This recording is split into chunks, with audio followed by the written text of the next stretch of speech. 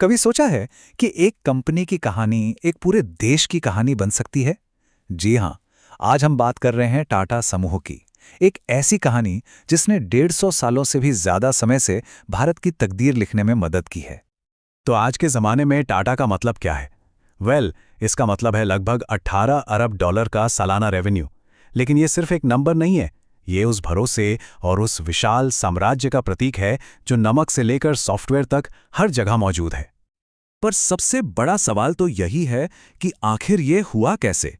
कैसे एक कंपनी की कहानी भारत जैसे बड़े और विविध देश के बनने की कहानी के साथ जुड़ गई?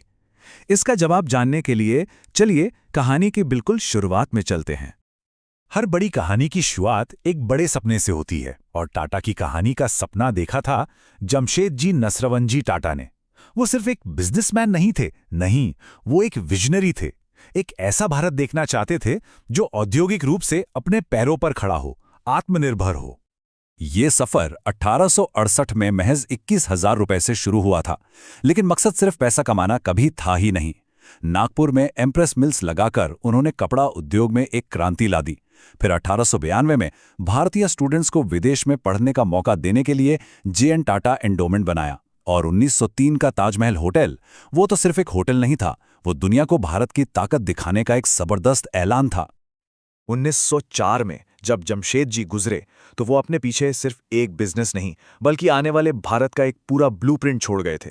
स्टील, बिजली और वर्ल्ड क्लास एजुकेशन, ये वो सपने थे जिन्हें हकीकत में बदलना उनकी अगली पीढ़ियों का मिशन बन गया। और अब कहानी उस दौर में पहुंचती है जहां इन सपनों को हकीकत में बदला गया। जमशेद जी के बाद उनके बेटों ने और फिर आगे की पीढ़ी ने भारत के औद्योगिक भविष्य के वो मजबूत पिलर खड़े किए जिन पर आज हम सब गर्व करते हैं। और देखिए, 1907 में टाटा स्टील की स्थापना हुई। यह सिर्फ भारत का ही नहीं बल्कि पूरे एशिया का पहला इंटीग्रेटेड स्टील प्लांट था। जरा सोचिए, एक ही झटके में भारत दुनिया के इंडस्ट्रियल मैप पर एक बड़ी ताकत बनकर उभर आया। पर यह तो बस शुरुआत थी। इसके ठीक 3 साल बाद 1910 में टाटा पावर के साथ हाइड्रो इलेक्ट्रिक पावर यानी पानी से बिजली बनाने के क्षेत्र में एक नई क्रांति आई। जमशेद जी का एक और सपना पूरा हो चुका था। फिर कमान संभाली जे.आर.डी. टाटा ने और उनके साथ समूह ने जमीन से उठकर आसमान की बुलंदियों को छुआ। 1932 में शुरू हुई टाटा एयरलाइंस, जो आगे चलकर बनी भारत की शान एयर इंडिया, देश की पहली नेशनल एयरलाइन। और जब दुनिया डिजिटल होने की कगार पर थी तो टाटा ने एक बार फिर वक्त से आगे की सोची। 1968 में स्थापना हुई टाटा कंसल्टेंसी सर्विसेज यानी टीसीएस की, भारत की पहली सॉफ्टवेयर कंपनी जिसने उस आईटी रेवोल्यूशन की नींव रखी जिसने देश की पूरी तस्वीर ही बदल कर रख दी। फिर आया साल 1991 और रतन टाटा के नेतृत्व में एक बिल्कुल नया चैप्टर शुरू हुआ, ग्लोबलाइजेशन का दौर। अब टाटा सिर्फ भारत के लिए नहीं बल्कि पूरी दुनिया के लिए बना रहा था। इस दौर में दुनिया ने एक भारतीय कंपनी का दम देखा। साल 2000 में ब्रिटेन की मशहूर चाय कंपनी टेटली टाटा की हो गई। 2007 में स्टील की बड़ी कंपनी कोरस को खरीदा और 2008 में तो कमाल ही हो गया जब दुनिया के सबसे आइकॉनिक कार ब्रांड्स में से एक जगुआर लैंड रोवर टाटा परिवार का हिस्सा बन गया। लेकिन रुकिए, ये कहानी सिर्फ दुनिया को खरीदने की नहीं थी। एक तरफ जहां टाटा दुनिया के बड़े ब्रांड्स को घर ला रहा था, वहीं दूसरी तरफ उसकी नजर हमेशा भारत की जरूरतों पर थी। 1998 में आई भारत की पहली पूरी तरह से स्वदेशी कार टाटा इंडिका और 2009 में आई आम आदमी की कार टाटा नैनो, जिसने तो पूरी दुनिया को ही चौंका दिया था। तो चलिए अब आते हैं आज के दौर में। चेयरमैन नटराजन चंद्रशेखरन के नेतृत्व में टाटा समूह एक बार फिर से भविष्य के लिए तैयार हो रहा है। एक ऐसा भविष्य जो पूरी तरह से डिजिटल और सस्टेनेबल है। आज टाटा का फोकस 4 बड़े पिलर्स पर है। पहला, टाटा न्यू जैसे सुपर ऐप के साथ डिजिटल दुनिया में अपनी पकड़ मजबूत करना।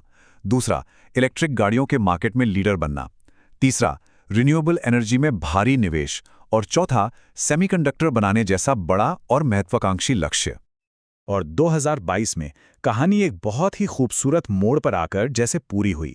लगभग 70 सालों के लंबे इंतजार के बाद एयर इंडिया की घर वापसी हुई। ये सिर्फ एक बिजनेस डील नहीं थी, ये अपनी विरासत को वापस पाने जैसा था। लेकिन टाटा की पूरी कहानी को सिर्फ मुनाफे और कारोबार के चश्मे से देखना, इसे अधूरा समझना होगा। इस पूरे साम्राज्य के दिल में कुछ ऐसा है जो इसे सबसे अलग, सबसे खास बनाता है, और वो है टाटा ट्रस्ट्स। ये बात शायद बहुतों को हैरान कर दें, लेकिन टाटा ग्रुप की जो होल्डिंग कंपनी है टाटा सन्स, उसका 66% हिस्सा चैरिटेबल ट्रस्ट्स के पास है। इसका सीधा सा मतलब ये है कि कंपनी के मुनाफे का 2/3 हिस्सा वापस समाज की भलाई के लिए ही चला जाता है। और ये पैसा जाता कहाँ है? ये जाता है शिक्षा, हेल्थ केयर, गांवों के विकास और पर्यावरण को बचाने जैसे कामों में। मतलब ये वही राष्ट्र निर्माण का मिशन है जिसकी शुरुआत जमशेदजी टाटा ने की थी और जो आज भी पूरी ताकत से जिंदा है। तो 1.5 सदी से ज्यादा भारत को बनाने के बाद आज सबसे बड़ा सवाल ये है, आने वाली दुनिया के भविष्य के लिए टाटा क्या बनाएगा? ये एक ऐसा सवाल है जिसका जवाब हमें आने वाला वक्त ही देगा।